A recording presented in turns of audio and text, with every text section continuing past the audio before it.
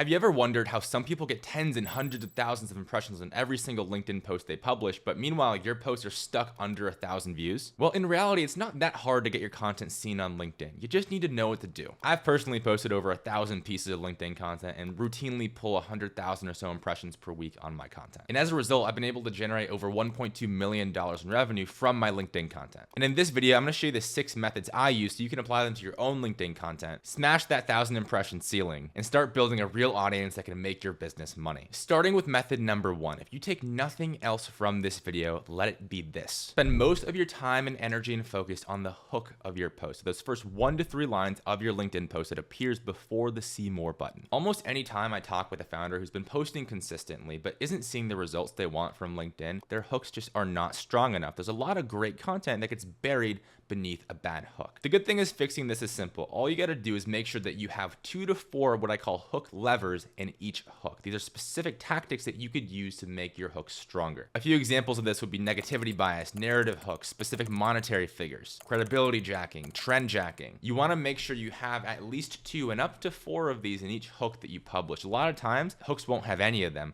or the okay hooks that you think are good but just aren't hitting usually have only 1. You want to make sure you stuff each hook with as many levers as you can. Take a look at this hook by Adam Robinson, one of the best founders I've seen on LinkedIn. A CEO friend of mine raised $40 million at a $400 million valuation. 2 years later, the money's gone and his ARR is flat. If you asked him the biggest mistake he made, he would tell you, hiring salespeople. Here's why. What do you notice? I see 3 specific hook levers. 1, you have specific numbers, so the $40 million and $400 million. People love those specific monetary figures, especially if they're large or notable. Second, I see a story-based hook. Adam's telling a story of a conversation with a CEO friend, not just saying, here's why you shouldn't raise at a crazy valuation. Third, you have negativity bias. This is a negative story. It tells a lesson and it's very valuable, but it's framed in a negative way, which triggers that part of your mind which looks for danger. This is an evolutionary mechanism that's inherent in every single human. We respond more strongly to negativity than positivity. Obviously, you want to use this tastefully. You don't want to overdo this, but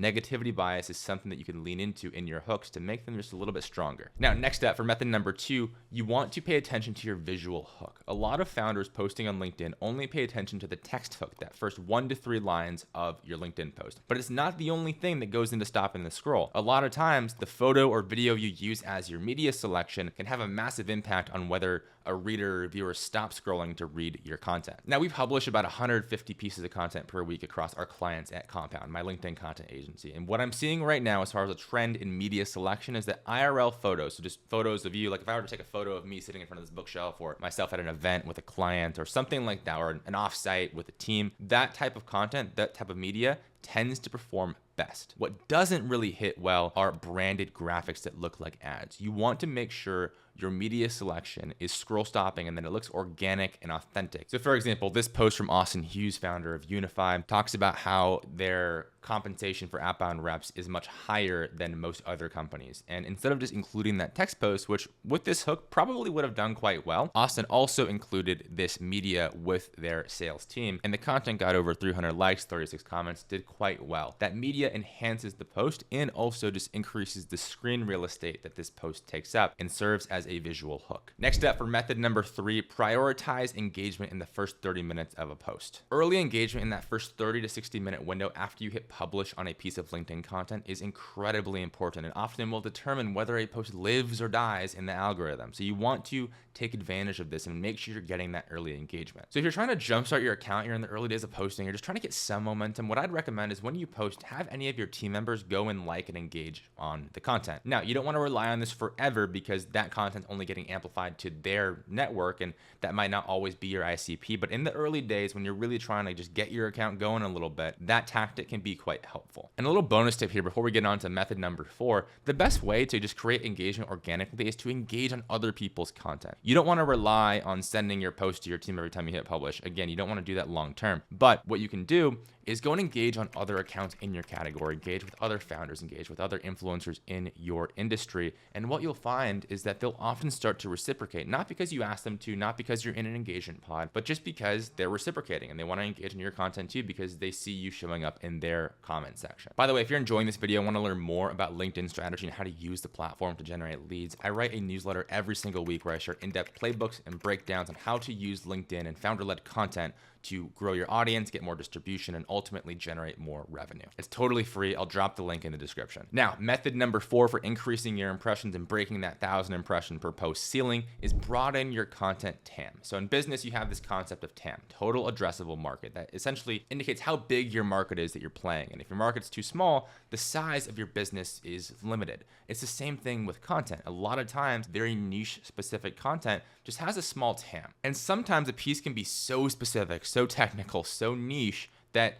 it's just not broad enough to quote unquote do well on LinkedIn. That doesn't mean you should never post it. You want to post that specific stuff as well, but there is value in broadening the content a bit and occasionally posting a top of funnel piece of content just to get engagement and broader visibility on the platform and keep the algorithm on your side. This is why broad content topics like remote versus in-person, work-life balance, stuff like that tends to do best on LinkedIn. Now, again, you don't want to over-index in this direction because then you end up with a fluffy audience that's not going to buy your stuff. Like, I don't want you to build an audience on remote versus in-person work if you're selling an outbound go-to-market tech product. But as a way to just get in front of more people, broadening that content TAM can be a helpful strategy. Now, this next method is one of my favorites for jacking up your impressions fast. Ride the news cycle. In other words, trend jacket. When you can tie your own content into a trending news story or headline, you can hack your way into your customers' feeds. This post format, this tactic literally changed my life. A lot of my early momentum on social, whether it be LinkedIn, Twitter, or other platforms, was because of this playbook. I would take trending stories, trending companies, people,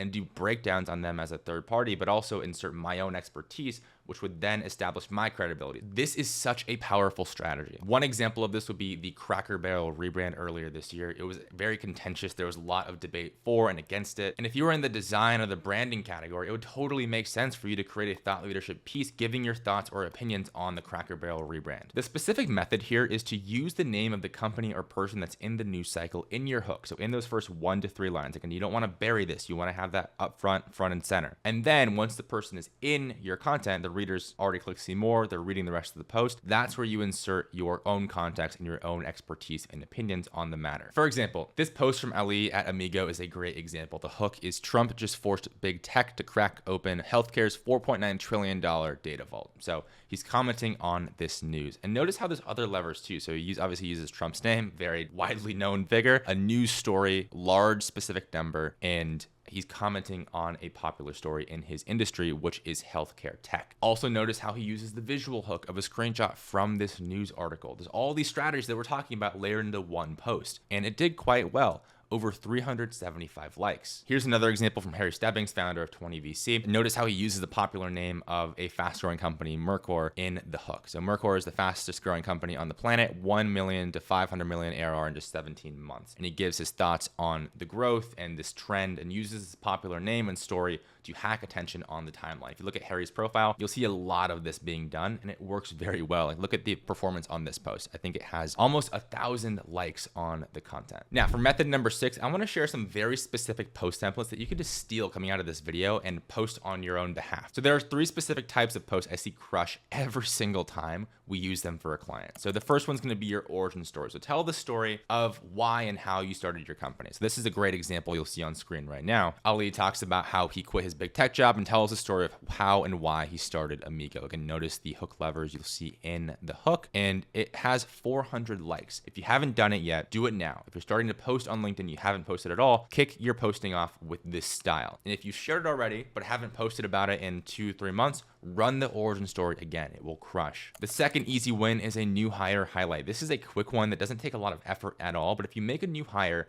make a LinkedIn post to celebrate them and share the story of why and how you hired them. It doesn't have to be long, it doesn't have to be a crazy essay, just a quick blurb, and usually does quite well. So here's this example from Austin where he shares how he found his latest RevOps leader and shares the story of why and how he hired Hassan to join Unify. Notice how he includes the picture here, like we mentioned earlier, the visual hook. This is a quick, no-brainer, easy format for you to steal. If you make a new hire, make a post about it. Now, the third type of content asset I see crush every time is a personal interest post. A lot of times founders will stay confined to industry commentary, thought leadership, all that stuff that's great and needed, but you want to humanize yourself and people want to hear about your personal interests. I mean, I know that Gary Vee is obsessed with blueberries. He likes the New York Jets. All these things add personality and depth to his personal brand. You don't have to share everything. You don't have to be so open that you have no privacy, but pick 1 to 2 personal interests that can be a pillar in your content strategy. and you can make a post around this. This example from Sebastian, the founder of Rilla, is a great example. He shares how most of what he knows about building a company actually came from his time as a stand-up comedian and some of the lessons that came from that time in comedy. If you follow me on LinkedIn, you'll often see me talk about my reading habits and my writing, and I often will bring up Red Rising, the best sci-fi series of all time, actually rivaled by Sun Eater, which is over there. But my point is, sharing your personal interests builds affinity with your audience. I've gotten so many comments on my YouTube videos, on my LinkedIn content about the bookshelf in the background. So if you haven't yet, share one of your personal interests on LinkedIn. If it ties into business, cool, but even just using it to humanize yourself can be a great play and often does quite well. Now, there's one last thing I need to mention. You see, LinkedIn is constantly changing. That's nothing new, but I was paying close attention recently, and I discovered a few trends and patterns that mean it's about to change again forever, which means you might be able to take advantage of those trends and changes to get more impressions and grow your account. And if you click right here, I'll take you through everything I know currently about how LinkedIn is about to change, so you can apply this to your own LinkedIn growth strategy and stay on top. I'll see you in that next video.